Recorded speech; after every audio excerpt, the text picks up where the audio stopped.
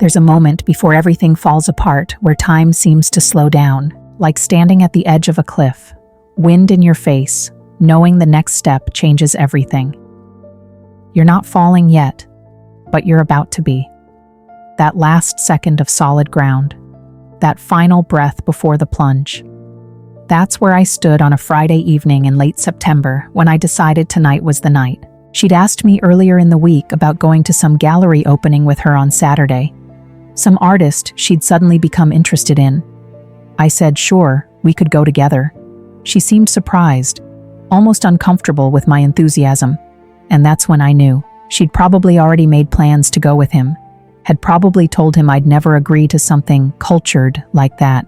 Had probably painted me as some uncultured boyfriend who'd rather watch sports than appreciate art. She'd underestimated me one final time. I'd taken the day off work without telling her. Spent the morning moving the last of my essential items to the new apartment. Set up my bedroom. Made it functional. Made it mine. Then I came back to our place and waited. The waiting was brutal. I sat on that couch, our couch, and felt every memory associated with it.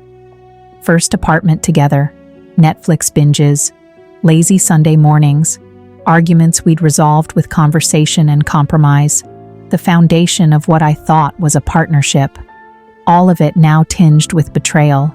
She came home at her usual time, 6:15.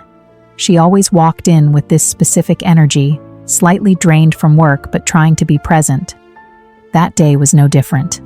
She kicked off her shoes by the door, dropped her bag on the counter, came over to kiss my forehead. Hey babe, how was your day? The casualness of it, the normalcy, like she hadn't been planning a future with someone else, like the words coming out of her mouth had any connection to truth. It was good, I said. We need to talk though. 4 words. That's all it took. 4 simple words, and I watched her entire body language shift. She froze. Actually froze mid-step on her way to the kitchen. Her shoulders tensed. Her breathing changed. Because people who are hiding something recognize that phrase. They know what's coming, even if they don't know the specifics. Okay, she said slowly, trying to sound casual but landing somewhere between nervous and defensive. About what? Sit down. She did. But she sat on the chair across from me, not next to me, creating distance, already preparing for battle or flight. Her hands fidgeted with the hem of her shirt. Her eyes couldn't quite meet mine, and I felt nothing. That's what surprised me most. I'd imagined this moment for months, played it out in my head 1,000 ways. I thought I'd be angry or sad or some combination, but sitting there, looking at her, I just felt empty. Like someone had scooped out everything I used to feel for her and left a hollow space. I know about him. 5 words. Simple, clear, undeniable. She went pale, actually lost color in her face like someone had drained her. Her mouth opened, but nothing came out. She looked like a computer that had just crashed, frozen, processing, unable to compute. Don't. I kept my voice level, calm, exactly like I'd practiced. Don't insult me by lying right now. I know. I've known for months. I've seen the messages. I know about the plans. I know about the apartment you were looking at. I know everything. The apartment details seemed to hit her differently. Her eyes went wide. That was something she'd only discussed with him recently. Something I'd only discovered in the last few weeks by checking that laptop she kept leaving open. She'd gotten careless, confident I'd never look, confident I'd never suspect. How long have you known?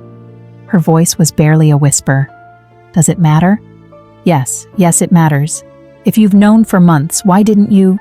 What? Confront you? Fight for us? Beg you to choose me? I leaned forward, not aggressively, just intently. Because there's nothing to fight for. You already chose. You chose him. You chose lying to me every single day. You chose to disrespect everything we built. You made your choice. I'm just finally making mine. Tears started, right on cue. Big, dramatic tears that I'm sure she thought would move me. Once upon a time they would have. I'd have folded like paper, rushed to comfort her, taken on her pain as my own. But I'd had months to process, months to grieve, months to die and resurrect into someone harder. It's not what you think. It's exactly what I think. You don't understand. We've been struggling and I needed someone who... No, I cut her off. You don't get to make this about us struggling. You don't get to blame our relationship for your choices. If you were unhappy, you should have talked to me. You should have gone to therapy with me. You should have ended things with me. What you don't get to do is have both. You don't get to keep me as your safety net while you explore something else. She was full on crying now, mascara running, hands shaking, the works. And part of me, a small dying part, felt bad for her, for the pain she was in.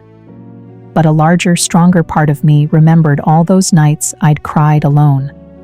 All those times I'd questioned my sanity. All those moments I'd felt crazy for suspecting what I knew to be true. I love you, she said. Like those 3 words were a magic spell. Like they could undo months of betrayal. No, you don't.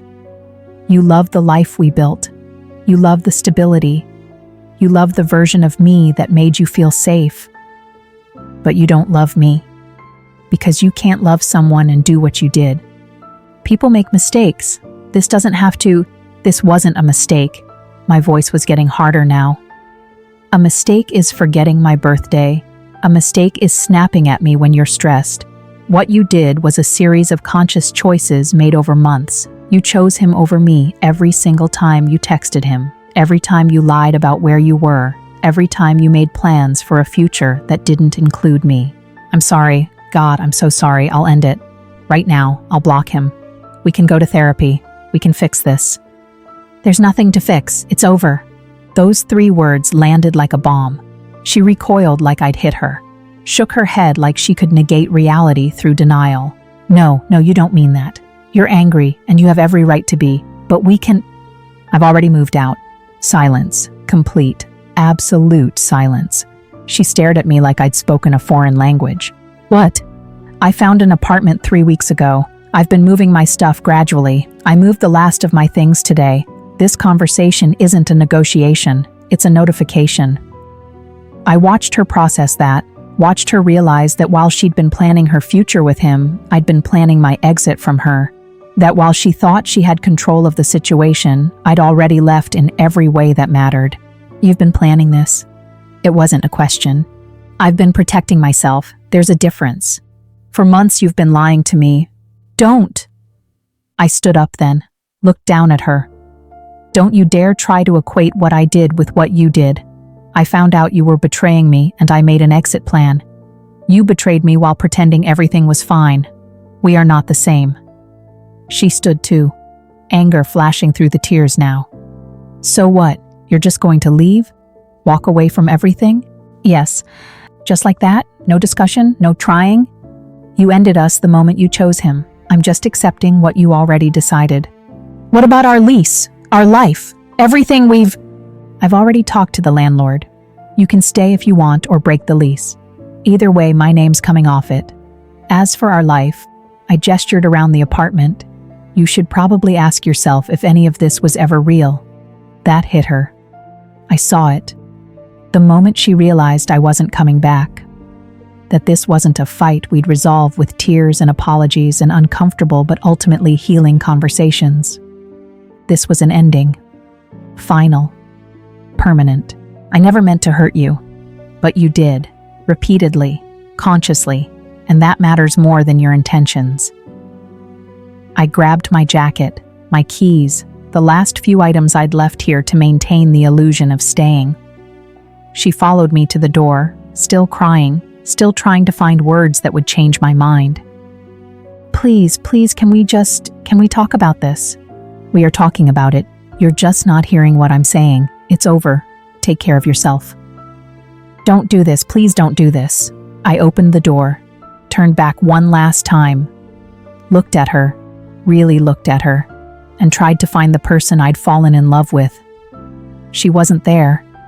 Maybe she never had been. Maybe I'd loved an idea and not a person. Goodbye. I walked out, down the hall, into the elevator, out of the building, to my car, and I didn't look back. Not once.